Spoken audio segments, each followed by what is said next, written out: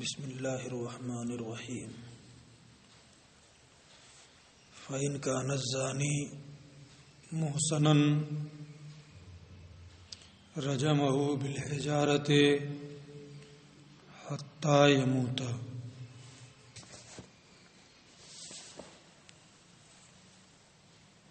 جب گواہوں کے ذریعے یا اقرار کے ذریعے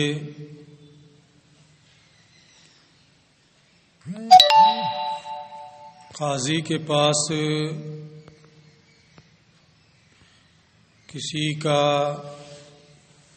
جرم زنا ثابت ہو جائے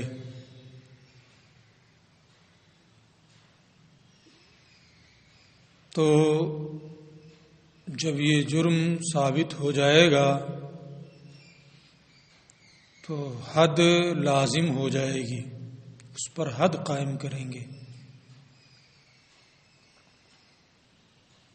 حد کس صورت میں کیا ہوگی یہاں سے اسی کا بیان ہے۔ اگر زانی محسن ہے یعنی آزاد ہے، عاقل ہے، بالغ ہے،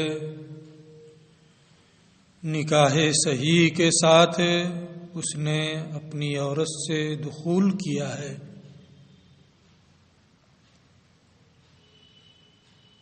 تو یہاں اسے محسن مانا جاتا ہے۔ ایسے شخص کو آزاد ہو، عاقل ہو، بالغ ہو، نکاح صحیح کے بعد اپنی بیوی سے دخول کیا ہو۔ بعد میں آنے والے صفحے پہ اس کی وضاحت بھی آئے گی۔ تو زانی اگر محسن ہے رجمہ بالحجارۃ حتی یموت، تو اسے سنگسار کرے گا یہاں تک کہ مر جائے، اسے پتھروں سے مارے گا یہاں تک کہ مر جائے۔ حضرت ماعز اسلمی کے بارے میں یہی ہے۔ یخرجہ الی ارض فغائن، ایسے مجرم کو خالی زمین کی طرف لے جایا جائے گا۔ وہاں لے جانے کے بعد سب سے پہلے پتھر گواہ چلائیں گے، وہی لوگ کہہ رہے ہیں کہ اس نے زنا کیا ہے، اس لیے یبتدئ الشہود برجمہ، اسے رجم کرنے کی ابتدا گواہوں سے ہوگی۔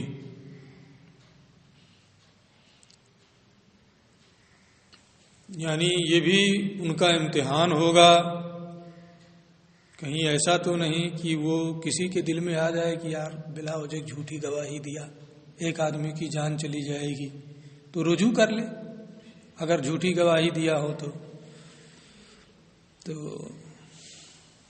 اس کے رجم کی ابتدا گواہوں کے ذریعے سے ہوگی۔ سب سے پہلے وہی لوگ رجم کریں گے، وہ لوگ رجم کریں جب پتھر چلا دیں۔ ثم الامام، پھر اس کے بعد امام رجم کرے گا۔ ثم الناس، پھر عام لوگ رجم کریں گے۔ فإن امتنع الشہود من الابتداء، اگر گواہ رجم کی ابتدا سے باز آ جائیں، وہ نہ پتھر چلائیں، رجم نہ کریں، سقط الحد، تو حد ساقط ہو جائے گی، کیونکہ گواہوں کا رجم کی ابتدا کرنا یہ امام کے نزدیک شرط ہے، اور جب وہ باز آ جائیں گے یا ان میں سے بعض لوگ باز آ جائیں گے تو شبہہ پا لیا جاتا ہے۔ اس شبہے کی بنیاد پر اب رجم ساقط ہو جائے گا۔ فإن امتنع الشہود من الابتداء، اگر گواہ سنگسار کرنے کی ابتدا کرنے سے باز آ جائیں، سقط الحد، تو امام کے نزدیک، امام محمد کا بھی یہی مذہب ہے کہ حد ساقط ہو جائے گی۔ یہ تو جب گواہوں کے ذریعے سے اس جرم کا ثبوت ہوا ہو تو گواہ پہلے رجم کریں گے، لیکن اگر کسی کے اقرار سے اس جرم کا ثبوت ہوا، وَإِنْ كَانَ الزَّانِي مُقِرًّا، اور اگر زنا کرنے والا اقرار کرے زنا کا، اور اقرار کی بنیاد پر یہ جرم ثابت ہو، تو کوئی گواہ تو ہے نہیں، امام کے پاس اقرار کیا، اقرار کی بنیاد پر ثبوت ثابت ہو گیا جو اس کا طریقہ ہے۔ ابتدا الامام، تو پتھر سب سے پہلے امام چلائے گا، سنگسار سب سے پہلے امام کرے گا۔ ثم الناس، پھر عام لوگ سنگسار کریں گے۔ سنگسار کرنے کے بعد جب اس کا انتقال ہو جائے، یہ مر جائے، تو بے گور و کفن نہیں چھوڑا جائے گا، اس کی لاش ویسے ہی نہیں چھوڑ دی جائے گی کہ چیل کوے کھا جائیں۔ یغسل و یکفن و یصلی علیہ، اسے غسل دیا جائے گا، کفن دیا جائے گا، اس کی نماز جنازہ پڑھی جائے گی، اور مسلمانوں کے قبرستان میں اسے دفن کیا جائے گا۔ حضرت ماعز کے بارے میں جب صحابہ کرام نے رسول کریم صلی اللہ تعالی علیہ وسلم سے ان کی تکفین کے بارے میں سوال کیا تھا تو آپ نے ارشاد فرمایا تھا، اصنعوا بہ کما تصنعون بموتاکم، ان کے ساتھ بھی وہی کرو جو تم اپنے مردوں کے ساتھ کرتے ہو۔ تو اس کو بھی غسل دیں گے، کفن دیں گے، نماز جنازہ پڑھیں گے۔ یہ تو حکم اس صورت میں ہے جبکہ وہ محسن ہو، لیکن اگر محسن نہیں ہے، وَإِن لَّمْ يَكُن مُحْسَنًا، اور اگر وہ محسن نہیں ہے، وَكَانَ حُرًّا، اور آزاد ہے، غلام نہیں ہے بلکہ آزاد ہے، تو اب ایسی صورت میں اس کی حد رجم کرنا نہیں ہے، سنگسار کرنا نہیں ہے۔ فحدہ میں تو جلدہ، تو اس کی حد 100 کوڑے ہیں۔ اگر غیر محسن ہے تو اس کی حد کیا ہے؟ اقرار کی صورت میں اس کی حد کیا ہے؟ گواہوں سے ثابت ہونے کی صورت میں اس کو بیان کر دیا۔ لیکن اگر غیر محسن اور آزاد ہے تو اس کی حد 100 کوڑے ہیں، اسے 100 کوڑے مارے جائیں گے۔ کیسے؟ یامر الامام بضربہ، امام جلد کا حکم دے گا، امام اسے کوڑے بضربہ بصوت، ایسے کوڑے کے ذریعے سے اسے مارنے کا حکم دے گا، لا ثمرۃ لہ، جس میں پھل نہ ہو۔ ایسا ہوتا ہے کوڑا کچھ جگہ جگہ سے نکلا رہتا ہے، کانٹا نکلا رہتا ہے، اور بھی کچھ، اس سے مارو تو کئی جگہوں سے چوٹ لگتی ہے، تکلیف زیادہ ہوتی ہے۔ وہ کوڑا ہونا چاہیے، ہے نا، یہ نہیں کہ اس میں جگہ جگہ سے ابھار ہو، پھل نکلا ہوا ہو، ہے نا۔ یامر الامام بضربہ بصوت لا ثمرۃ لہ ضربا متوسطا، تو امام اسے ایسے کوڑے سے مارنے کا حکم دے گا جس میں پھل نہ ہو، ضربم متوسطہ، متوسط مار، یہ نہیں کہ کسی پہلوان کو لا کے ڈٹا دے گا کہ جتنی طاقت ہے پوری طاقت بھر 100 کوڑے لگاؤ، ہے نا، تو 10 ہی کوڑے مر جائے گا، ہے نا۔ نہ ہی کسی ہلکے انسان کو اس طریقے سے کرے گا، متوسط طریقے پر جو کوڑے مارے جاتے ہیں اس طریقے سے وہ اسے کوڑا لگانے کا حکم دے گا، یہ جب غیر محسن ہو۔ البتہ جو اعضاء ایسے ہیں جن کا چھپانا ضروری ہے، ان کے علاوہ باقی جسم کے حصے سے کپڑا اتار دیا جائے گا۔ مرد ہے اگر تو جو ستر عورت ہے مقامات ناف سے لے کے گھٹنا تک، ان کے علاوہ باقی حصے سے کپڑے وغیرہ کو اتار دیں گے، سادی پشت پر اس کے کوڑا لگائیں گے۔ یونزع عنہ ثیابہ، اس کے کپڑے اس کے بدن سے اتار دیے جائیں گے۔ اب یہ بھی نہیں ہے کہ مارنے لگے 100 کوڑا مارنا ہے تو اب پیٹھ پہ ایک ہی جگہ مار رہا، ایک ہی جگہ مارنے کی اجازت نہیں، مختلف حصوں پہ مارے۔ وَيُفَرِّقُ الضَّرْبَ عَلَىٰ أَعْضَائِهِ، اور اس کے مختلف اعضاء پر کوڑے مارے گا، متفرق طور پہ کوڑے مارے گا، یہ نہیں کہ ایک ہی جگہ مارتا رہے۔ اب متفرق میں سر بھی ہے، چہرہ بھی ہے، سر اور چہرے پر مارنے کی اجازت نہیں ہے۔ ایسے ہی شرمگاہ ہے، شرمگاہ پہ بھی مارنے کی اجازت نہیں ہے۔ وَيُفَرِّقُ الضَّرْبَ عَلَىٰ أَعْضَائِهِ إِلَّا رَأْسَهُ وَوَجْهَهُ وَفَرْجَهُ۔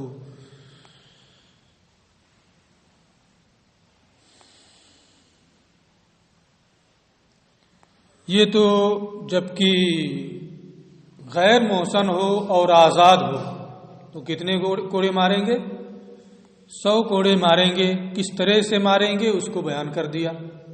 وَإِنْ كَانَ عَبْدًا، لیکن اگر وہ غیر محسن اور غلام ہو، غیر محسن ہو، محسن احسان کا معنی بتا چکے ہے نا، نیچے آئے گا پھر، لیکن اگر وہ غیر محسن اور غلام ہے تو اب غلام کی سزائیں جیسے نعمتوں میں تنصیف ہوتی ہے، میں پہلے بتایا ہوں، ایسے ہی سزاؤں میں بھی تنصیف ہوتی ہے۔ آزاد کے لیے 100 کوڑے ہیں تو غلام پر 50 کوڑے رہیں گے۔ وَإِنْ كَانَ عَبْدًا، اور اگر وہ غلام ہے، جَلَدَهُ 50 تو اسے 50 کوڑے مارے گا۔ وَكَذَلِكَ الْأَمَةُ، اور یہی حال باندی کا بھی ہے کہ اسے 50 کوڑے ماریں گے۔ فَإِنْ رَجَعَ الْمُقِرُّ عَنْ إِقْرَارِهِ قَبْلَ إِقَامَةِ الْحَدِّ عَلَيْهِ، کسی نے اس فعل کا انکار کیا تھا، اقرار کیا تھا، حد قائم کی جانے لگی، یا حد قائم کرنے سے پہلے وہ اپنے اقرار سے رجوع کر جائے، تو اقرار سے رجوع کرنے کی بنیاد پر شبہہ پا لیا جائے گا، اس لیے اب اس پر حد نہیں قائم کی جائے گی۔ متہم تو رہے گا لیکن صرف تہمت کی بنیاد پر حد نہیں قائم ہوتی ہے۔ اس لیے بعد اقرار اگر وہ اپنے اقرار سے حد قائم کرنے سے پہلے یا حد قائم کرنے کے درمیان رجوع کر لے تو اس کا رجوع قبول کیا جائے گا اور اس کا راستہ چھوڑ دیا جائے گا، حد نہیں قائم کی جائے گی۔ فَإِنْ رَجَعَ الْمُقِرُّ عَنْ إِقْرَارِهِ قَبْلَ إِقَامَةِ الْحَدِّ عَلَيْهِ، اگر اقرار کرنے والا حد قائم کرنے سے پہلے اپنے اقرار سے رجوع کر جائے، او فی وسطہ، یا حد قائم کرنے کے درمیان رجوع کر جائے، پہلے حد قائم کرنے سے پہلے ہی رجوع کر لے یا حد قائم کی جانے لگی اس درمیان وہ رجوع کر لے، قبل رجوعہ، تو اس کا رجوع کرنا یہ قبول کیا جائے گا۔ اس لیے کہ جیسے اس کا اقرار محتمل صدق و کذب تھا لیکن بار بار اس کے کہنے کی بنیاد پر امام نے اس کو مان لیا، ایسے ہی اس کا یہ رجوع کرنا بھی محتمل صدق و کذب ہے، اس لیے اس پر حد نہیں قائم کی جائے گی۔ قبل رجوعہ، تو اس کے رجوع کو قبول کیا جائے گا، وخلیا سبیلہ، اور اس کا راستہ چھوڑ دیا جائے گا، اسے جانے دیا جائے گا۔ یہ نہیں کہ اب حد قائم کرنا ضروری ہو گیا، شبہہ پا لیا گیا۔ الحدود تندرع بالشبہات، یہ عام طور پہ آپ بعد میں پڑھیں گے کہ حدود جو ہوتے ہیں وہ شبہات کی بنیاد پر ساقط ہو جاتے ہیں۔ وَيُسْتَحَبُّ لِلْإِمَامِ أَن يُلَقِّنَ الْمُقِرَّ الرُّجُوعَ، جرم بہت سنگین ہے یہ نا، اس لیے کوئی اگر اقرار کر رہا ہے تو امام کے لیے مستحب ہے کہ وہ اقرار کرنے والے کو رجوع کی تلقین کرے، کچھ ایسا کہے کہ وہ رجوع کر لے، ہے نا، انکار نہ کرے اس کا، کچھ ایسے کلمات کہے کہ جس سے وہ رجوع کر لے اور یہ حد قائم نہ کرنی پڑے۔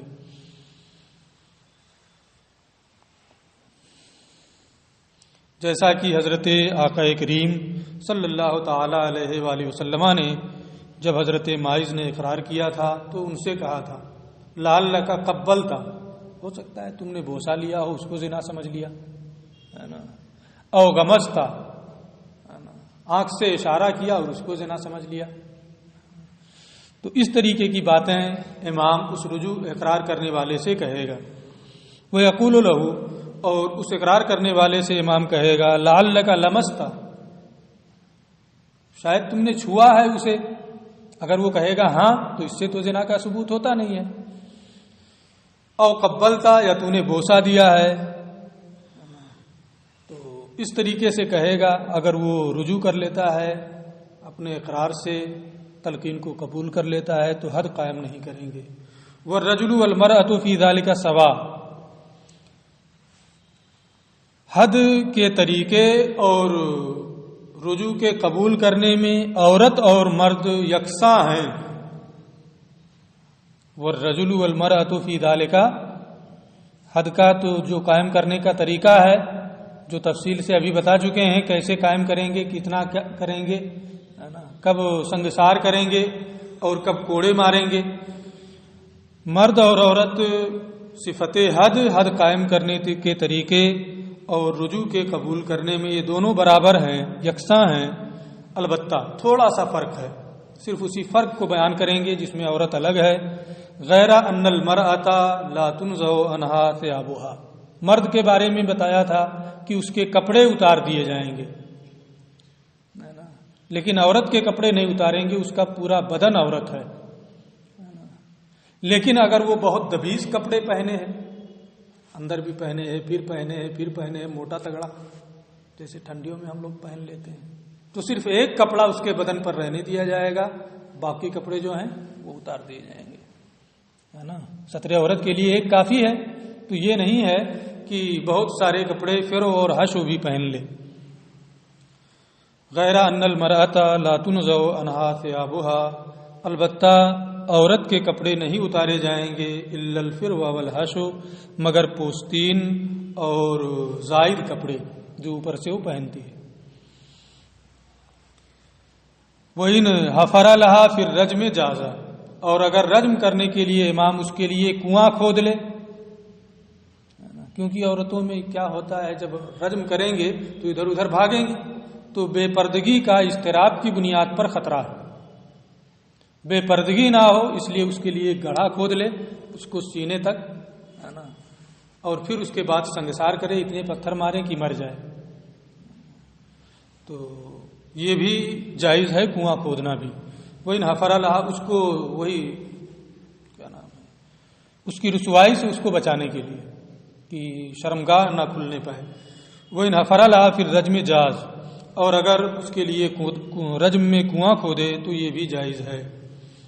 ولا یقیم المولا الحد علی عبدہ و امتہ، اگر کسی کا غلام یا کسی کی باندی سے یہ جرم سرزد ہو جائے تو اس کے آقا کو یہ اختیار نہیں ہوگا کہ وہ بذات خود حد قائم کرے، یہ اختیار صرف امام کو ہے. ولا یقیم المولا الحد علی عبدہ، آقا اپنے غلام اور اپنی باندی پر حد قائم نہیں کرے گا.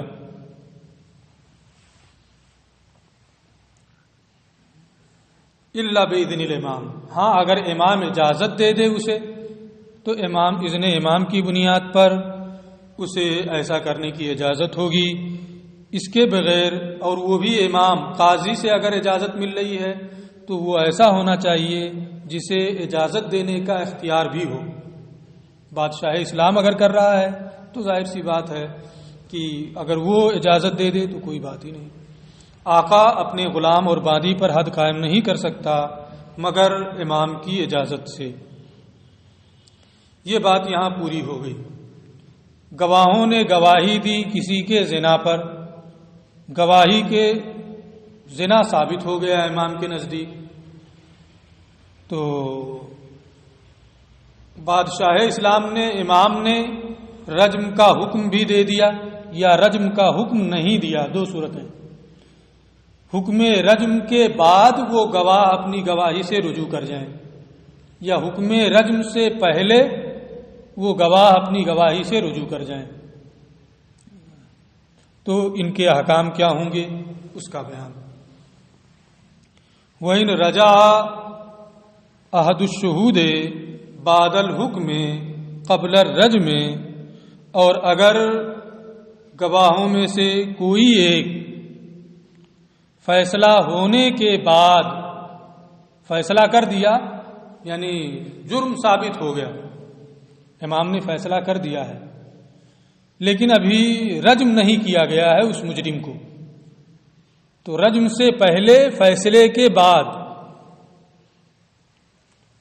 اگر گواہوں میں سے کوئی ایک رجوع کر جائے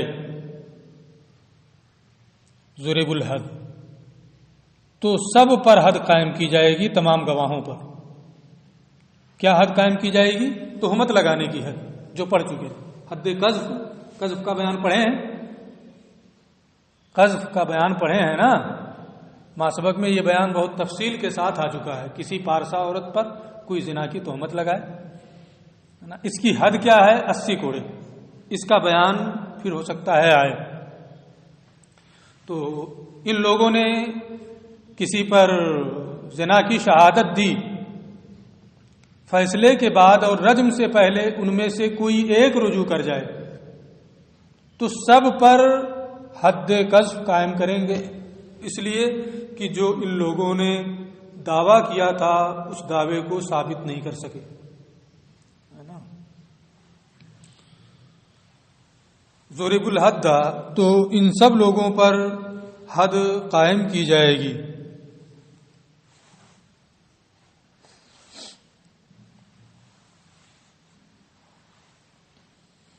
وسقط الرجم عن المشہود علیہ، اور جس کے خلاف گواہی دی گئی تھی رجم اس سے ساقط ہو جائے گا۔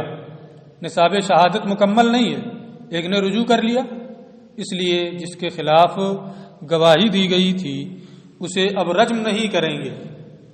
یہی کہا تھا رجم سے پہلے، ہے نا، ابھی رجم نہیں کیا ہے، فیصلہ ہو چکا ہے، تو اب مشہود علیہ سے رجم کا حکم ساقط ہو جائے گا۔ وَإِن رَجَعَ بَعْدَ الرَّجْمِ، فیصلہ بھی ہو گیا، رجم بھی کر دیا، اس کے بعد اگر کوئی ایک رجوع کر جائے تو اب سب پر حد نہیں قائم کریں گے، اس لیے کہ جب فیصلہ بھی ہو گیا، رجم بھی کر دیا گیا، تو اب یہ مکمل ہو گیا معاملہ، ساری تحقیقات، سارے معاملات فائنل ہو گئے۔ اب اگر کوئی ایک رجوع کرتا ہے تو وہ صرف ذمہ دار ہوگا، اگر کوئی ایک رجوع کرتا ہے تو وہی ذمہ دار ہوگا، باقی لوگ ذمہ دار نہیں ہوں گے۔ وَإِن رَجَعَ بَعْدَ الرَّجْمِ، اور اگر رجم کے بعد کسی نے رجوع کیا تو رجوع کرنے والے پر حد قائم کی جائے گی۔ اسی طریقے سے دوسرا بعد میں پھر رجوع کرے، تیسرا رجوع کرے، تو جو رجوع کرے گا اس پر حد قائم کریں گے۔ حد الراجع، تو رجوع کرنے والے پر حد قائم کرے گا۔ وحدہ،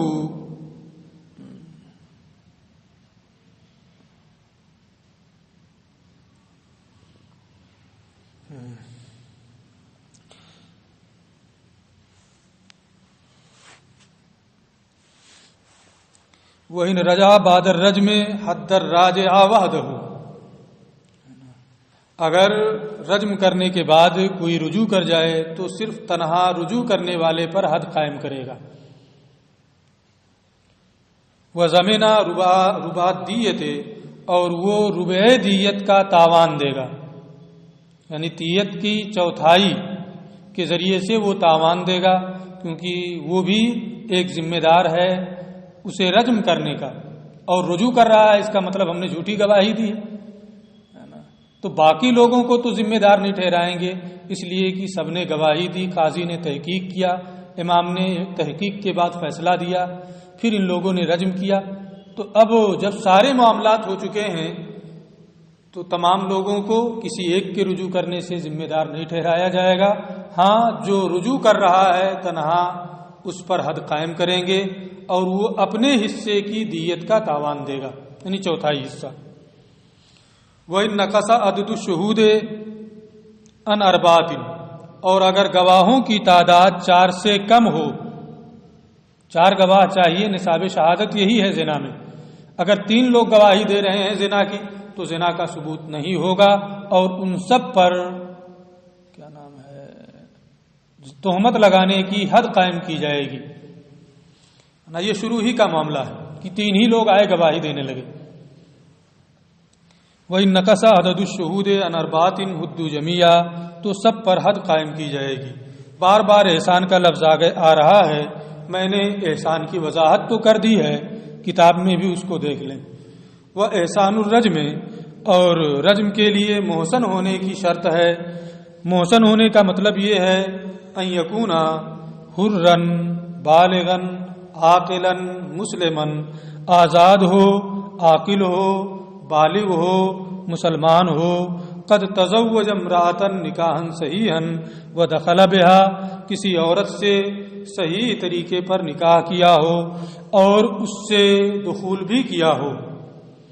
وہما علی صفت احسان, اور وہ دونوں احسان کی صفت پر باقی ہوں, پارسائی پر باقی ہوں. تو اگر اس طریقے کی صفات ہیں, وہ محسن ہے تو اسے رجم کریں گے. غیر محسن ہے تو اس کے بارے میں آپ پڑھ چکے ہیں کہ اسے کوڑے لگائیں گے. ولا یجمع فی المحسن بین الجلد والرجم, محسن کو کوڑے بھی لگائیں اور رجم بھی کریں, دونوں نہیں کیا جائے گا. محسن کے بارے میں پڑھ چکے ہیں کہ اسے سنگسار کریں گے. زیادتی زجر کے لیے ایسا کرنے کی کوئی ضرورت نہیں ہے, بلکہ جو حکم اس سے پہلے یہ بتا چکے ہیں کہ رجم کرنا ہے, اسے حکم وہی ہے. ولا یجمع فی البکر بین الجلد والنفی, اور غیر شادی شدہ میں کوڑا مارنا اور شہر بدر کرنے کو جمع نہیں کریں گے کہ کوڑے بھی مارے جائیں اور شہر بدر بھی کیا جائے, ان دونوں کو جمع نہیں کریں گے. الا ان یری الامام ذالک مصلحۃ, ہاں اگر امام کو کہیں کسی صورت میں یہ سمجھ میں آئے کہ اس کو شہر بدر بھی کرنا چاہیے تو اپنی ثواب دید کے مطابق وہ کر سکتا ہے, لیکن عام حالات میں اس کو جمع نہیں کیا جائے گا. ولا یجمع فی البکر, اور غیر شادی شدہ میں جلد اور نفی یعنی کوڑے مارنے اور شہر بدر کرنے کے درمیان جمع نہیں کریں گے کہ دونوں سزائیں دی جائیں, مگر یہ کہ امام اس میں کوئی مصلحت دیکھے. فیغربہ علی قدر ما یری, تو جتنی وہ مناسب سمجھے اتنے دنوں, جتنا وہ مناسب سمجھے اتنے دنوں تک وہ شہر بدر اسے کر سکتا ہے. پھر اس کے بعد کچھ تفصیلات مزید آ رہی ہیں, اس کو انشاءاللہ کل پڑھیں.